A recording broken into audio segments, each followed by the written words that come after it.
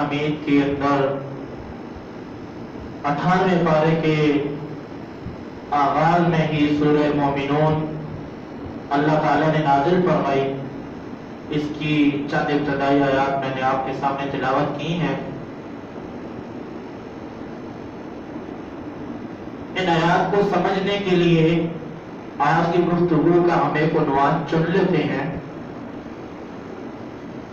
آج کی گفتگو کا عنوان یا تو ہم یہ رکھ سکتے ہیں کہ مومنین کی صفات کیا ہیں، یا پھر مومنین کون لوگ ہیں، یا کون سے ایسے اعمال ہیں جن کو کرنے کی وجہ سے ہم کامل مومن کی جو درجہ ہے اس کو حاصل کر سکتے ہیں. اللہ رب العزت نے سورہ مومنون کی پہلی آیت میں فرمایا قد افلح المؤمنون، یقیناً فلاح پا گئے مومنین. یہاں دو چیزوں کا ذکر کیا ہے، ایک فلاح ہے اور دوسرا مومنین ہے.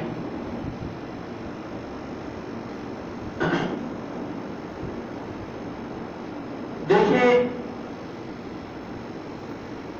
اللہ تعالیٰ نے شروع میں ہی ہمیں کہہ دیا کہ مومنین لوگ فلاح پا گئے،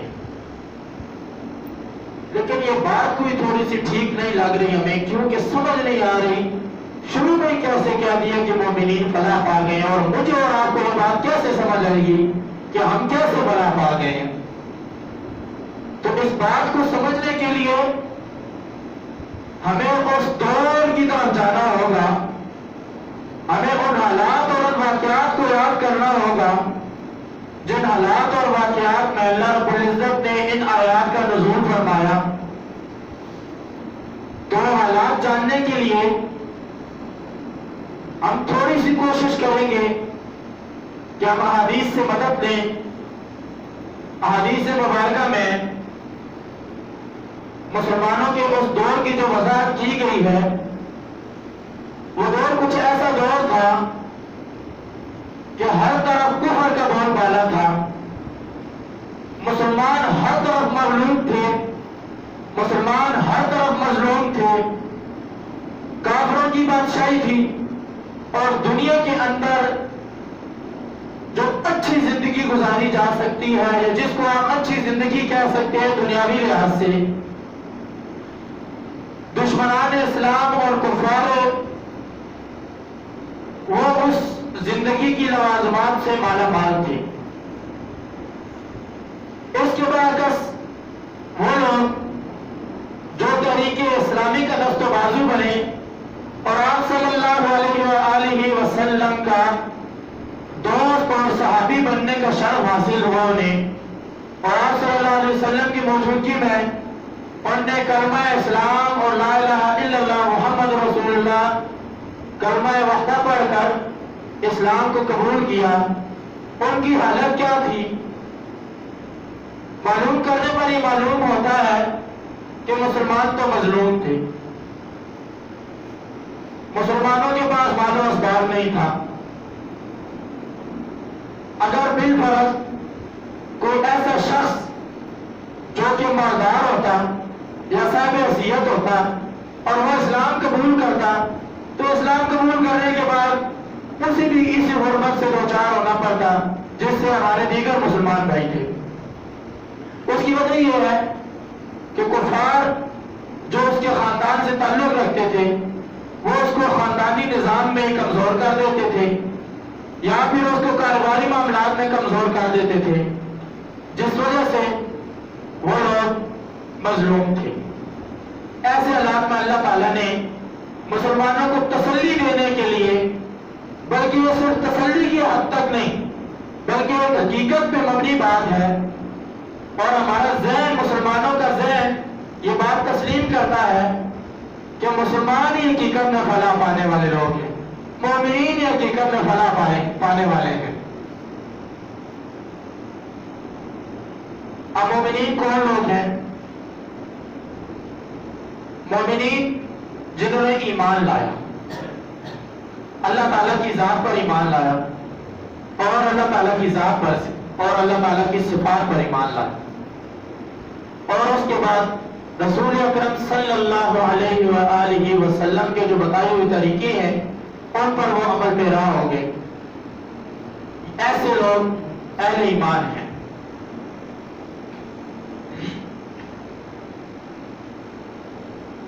مسلمان ہونے کے لیے کلمہ لا الہ الا اللہ محمد رسول اللہ پڑھنا یہ ضروری ہے. اس کے بعد آپ دائرہ اسلام میں داخل ہو جاتے ہیں اور آپ مسلمان کہلاتے ہیں. امام الحسن امام سید ابو العلا مودودی رحمۃ اللہ علیہ نے اپنی کتاب کے اندر ایمان اور اسلام کے 4 درجے ذکر کیے ہیں. سب سے پہلا درجہ جو ایمان والوں کا ہے وہ یہ ہے کہ وہ ایمان بھی رکھتے ہیں اور اللہ کی فرما برداری بھی کرتے ہیں. وہ مطیع اور فرما بردار لوگ ہیں. اللہ کی ناپسند کو وہ ناپسند سمجھتے ہیں اور اللہ کی پسند کو وہ پسند سمجھتے ہیں. جس چیز سے اللہ تعالیٰ نے منع کر دیا وہ اس سے منع ہو جاتے ہیں اور جس چیز کا اللہ تعالیٰ نے حکم دیا وہ اس کو کر گزرتے ہیں. اور اس کے ساتھ ساتھ جس چیز کو اللہ تعالیٰ نے ناپسند کیا ہے اور اس کے کرنے والے کا جو انجام ہے اس کے انجام سے بھی وہ بخوبی واقف ہوتے ہیں. اور اسی طرح جس چیز کو اللہ تعالیٰ نے پسند کیا ہے اس کے جو اجر و ثواب اور جو انعامات بروز قیامت اس مسلمان کو دیے جائیں گے وہ اس سے واقف ہیں, اس کو سمجھتے ہیں اور وہ جنت کو حاصل کرنے کے لیے وہ اعمال کرتے ہیں جو اللہ تعالیٰ کے پسندیدہ ہیں. اور امام ابو العلا مودودی رحمۃ اللہ علیہ کہتے ہیں کہ یہ اصلی مسلمان ہے. یہ تو ہو گیا ہمارے مسلمانوں کے اندر ایک درجہ. تقسیم کے اندر جو دوسرا درجہ مولانا مودودی رحمۃ اللہ علیہ نے ذکر کیا ہے وہ دوسرا یہ ہے کہ کچھ ایسے لوگ بھی ہیں جو ایمان رکھتے ہیں مگر ان کا ایمان طاقتور نہیں ہے اور وہ انہیں پوری طرح تابع فرمان مطیع فرما بردار نہیں بناتا. اور وہ جو ان کا ایمان ہے وہ حد درجے کا کامل ایمان نہ ہونے کی وجہ سے وہ کچھ ایسے اعمال بھی کر جاتے ہیں جو اللہ کے اور اس کے رسول کے بتائے ہوئے طریقوں کے مطابق نہیں ہوتے. تو ایسے لوگ مجرم ہیں تو مسلمان ہی لیکن ان کے اندر مسلمانیت کا وہ درجہ نہیں ہے جس کی وجہ سے وہ مجرم کہلاتے ہیں. اور آپ کو بھی پتا ہے کہ مجرم نے تو اپنی سزا جو ہے وہ جھیلنی ہے. وہ مجرم کہلانے کے ساتھ ساتھ اپنی سزا جو ہے وہ اسے پائیں گے اور اس کے بعد وہ جنت میں داخل ہو جائیں گے. اہل ایمان کا جو تیسرا درجہ ہے ایمان اور اسلام کے جو 4 درجے میں نے شروع میں آپ کو بتائے ہیں اس کے اندر کچھ ایسے لوگ بھی ہیں کہ جو یہ درجہ رکھتے ہیں کہ وہ نہ ایمان رکھتے ہیں اور نہ ایمان والوں کے حامی ہیں لیکن بظاہر وہ ایسے اچھے کام کرتے ہیں کہ جن کی وجہ سے ہمیں ایسے لگتا ہے کہ وہ مسلمان ہیں. علاقہ حضرت کے اندر ایسے لوگوں کو جاننے کی کوشش کی جائے تو ہمیں پتہ چلتا ہے آج کل کے دور میں آپ دیکھتے ہوں گے کہ غیر ملکی ایجنسیاں یا پھر کچھ ایسی ویلفیئر تنظیمیں جو کہ مسلمان تو نہیں ہے نہ ہی انہیں مسلمانیت کا پتہ ہے لیکن وہ ہم سے بھی زیادہ اچھے اعمال کر لیتے ہیں. انہوں نے بڑی بڑی فاؤنڈیشنیں قائم کی ہوتی ہیں. وہ غریب اور نادر بے سہارا لوگ جو ہوتے ہیں وہ ان کا سہارا بنتے ہیں. دیکھیں ایسے لوگوں کو امام ابو العلا مودودی نے باغیوں میں شمار کیا ہے. وہ لوگ ایمان تو نہیں رکھتے نا لیکن یہ ہے کہ وہ ایمان والوں کی جو صفات ہے ان میں سے کچھ صفات اپنے اندر جو ہے نا وہ رکھتے ہیں اور ان کی وجہ سے جو ہے نا وہ اچھے اعمال کرتے ہیں. بظاہر وہ ہمیں مسلمان ہی نظر آ رہے ہوتے ہیں لیکن حقیقت میں وہ مسلمان نہیں ہوتے. تو اس کے اندر جو چوتھی تقسیم ہے ایمان والوں کے لیے انہوں نے کہا کہ وہ ایمان بھی نہیں رکھتے لیکن وہ ایمان نہ رکھنے کے ساتھ ساتھ اعمال بھی اچھے نہیں کرتے. وہ بدکار ہوتے ہیں, وہ برے اعمال کرتے ہیں. ایمان تو رکھتے ہی نہیں. ایک تو غلطی یہ کرتے ہیں کہ وہ ایمان ہی نہیں رکھتے اللہ تعالیٰ پر, اللہ تعالیٰ کی ذات کو مانتے ہی نہیں ہے. لیکن اس کے ساتھ ساتھ وہ دوسری غلطی یہ بھی کرتے ہیں کہ وہ بدکاریاں بھی کرتے ہیں, بدسلوکیاں بھی کرتے ہیں. ایسے لوگ جو ہیں وہ باغی بھی ہیں اور مفسد بھی ہیں. اور اس کے ساتھ ساتھ بات کو آگے بڑھاتے ہیں میں دوسری آیت کا ذکر کرتا ہوں جس میں اللہ تعالیٰ نے مومنین کی صفات جو ہیں انہیں مزید بیان کرنے کے لیے فرمایا الذین هم فی صلاتہم خاشعون کہ مومنین ایسے لوگ بھی ہو سکتے ہیں کہ جو اپنی نمازوں میں اللہ سے ڈر رکھنے والے ہوتے ہیں. یہاں لفظ اختیار کیا گیا ہے خاشعون, خشیت اختیار کرنے والے لوگ, ڈرنے والے لوگ جن کی آواز دب جاتی ہے. خاشعون کا مطلب ہے لفظی معنی جھک جانے والا. خاشعون جھک جانے والا. اس بات کو سمجھنے کے لیے میں آپ کو ایک چھوٹی سی مثال دیتا ہوں. ڈرنا کسے کہا جاتا ہے؟ آپ میں سے ضرور کوئی نہ کوئی ایسا فرد ہوگا جو کبھی کسی تھانے کے اندر گیا ہوگا اور اس کا سامنا کسی ایس ایچ او سے ہوا ہوگا, یا ایس ایچ او میں سمجھتا ہوں کہ چھوٹے لیول کا بندہ ہے. آپ ڈی سی کر لیں, ڈی سی راولپنڈی. کم ہی لوگ ایسے موجود ہوں گے ہماری اس محفل میں کہ جن کا پارا ڈی سی راولپنڈی سے پڑا ہوگا. آپ نے اندازہ لگایا ہوگا یا آپ خود اپنے اندر یہ چیز محسوس کریں یا مجھے اپنے اندر خود یہ بات محسوس کرنی چاہیے کہ دنیا میں کوئی نہ کوئی ایسا فرد تو ہوگا جس سے میں ڈرتا ہوں,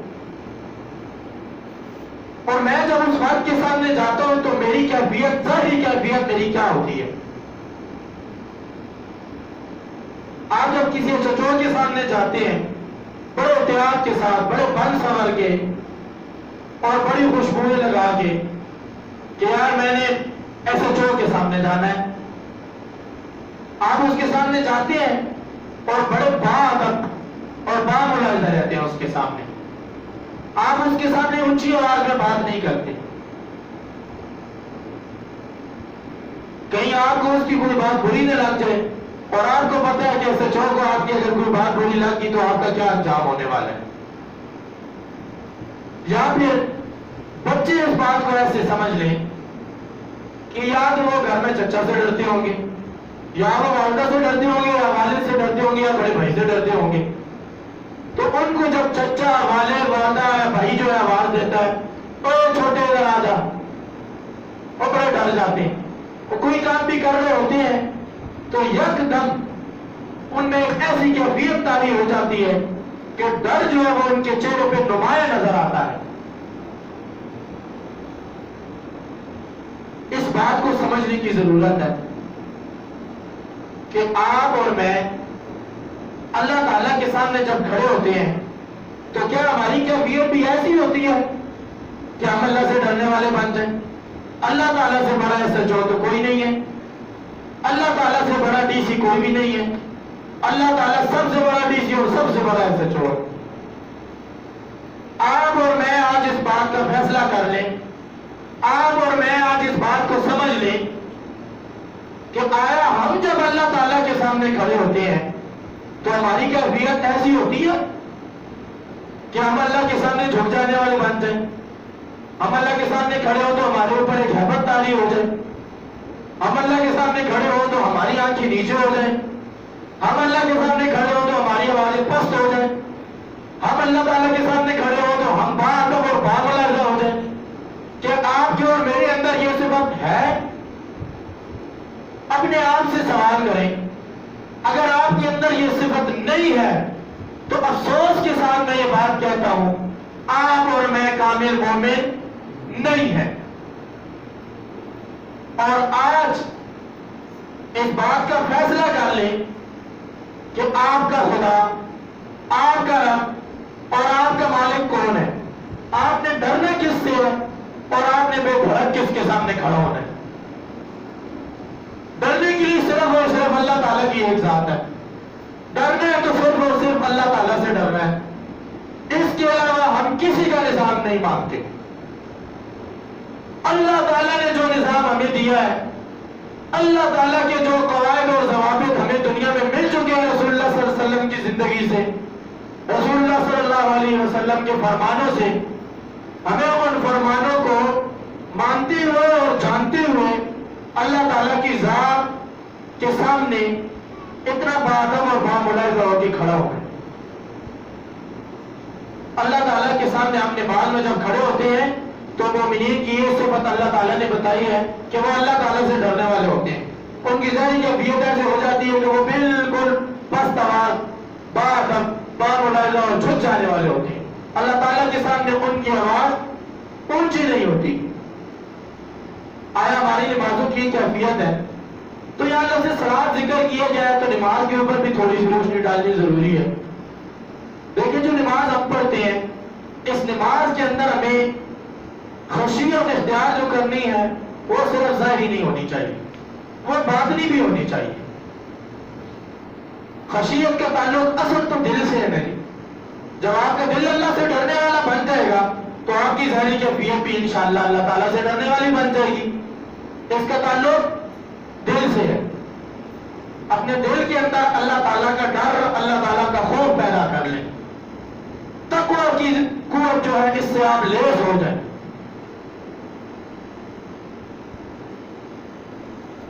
رسول اللہ صلی اللہ علیہ وسلم کی جو حدیث ہے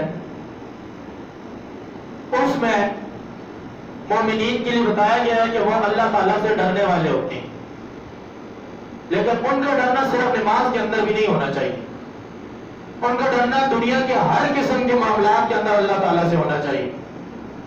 ہر بندہ آپ میں سے نگہبان ہے، ہر بندہ آپ میں سے اور میں اللہ تعالیٰ کو جواب دے ہونا ہے. لیکن اللہ تعالیٰ کا ڈر جس وقت ہمارے اندر پیدا ہو جائے گا، اللہ تعالیٰ سے ہم خشیت اختیار کرنے والے ہو جائیں گے، تب انشاءاللہ تعالیٰ ہماری نمازیں، ہمارا خوف، ہمارا ڈر وہ اللہ تعالیٰ کے لیے بالکل برابر اور بالکل مناسب ہو جائے گا. آگے فرمایا کہ وَالَّذِينَ هُمْ عَنِ اللَّغْوِ مُعْرِضُونَ. مومنین وہ لوگ ہیں جو لغو باتوں سے اعراض کرتے ہیں. لغو ہر قسم کا فضول کام، ایسی گفتگو جو نہ حاصل ہو، جس کا کوئی مقصد نہ ہو، جس کا تعلق زبان سے ہو، آپ کی اخلاقیات سے ہو. انسان کے اخلاق بہترین ہونا چاہیے. اس کے ساتھ ساتھ اگر وہ مسلمان ہے تو اس کا اخلاق بہترین تر ہونا چاہیے. رسول اللہ صلی اللہ علیہ وآلہ وسلم کی حدیث ہے المسلم من سلم المسلمون من لسانه ویدہ، کہ بھائی کامل مومن تو وہ شخص ہے کہ جس کے ہاتھ اور زبان کے شر سے دوسرا مسلمان محفوظ ہو. ذرا مجھے اور آپ کو اپنے گربان میں جھانک لینا چاہیے. آیا میرے زبان اور ہاتھ کے شر سے میرا دوسرا مسلمان بھائی محفوظ ہے؟ میرا ہمسایہ میرے ہاتھ اور زبان کے شر سے محفوظ ہے؟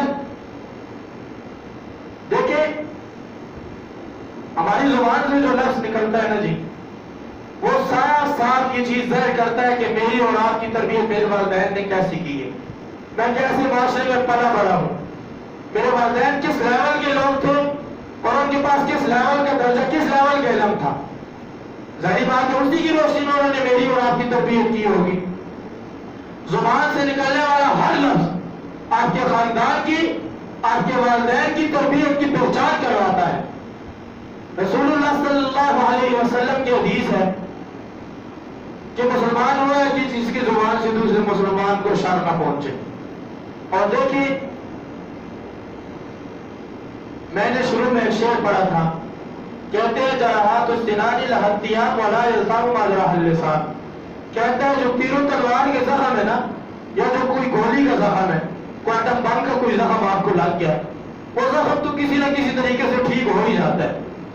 لیکن شاعر نے اس شعر کے اندر جو ہمیں سمجھنے کے لیے بات بتائی ہے وہ یہ ہے کہ آپ کی زبان سے اگر کسی دوسرے مسلمان کو اذیت پہنچی، آپ کی زبان سے کسی دوسرے مسلمان کو کوئی زخم لگ گیا تو وہ کبھی بھی نہیں بھرے گا.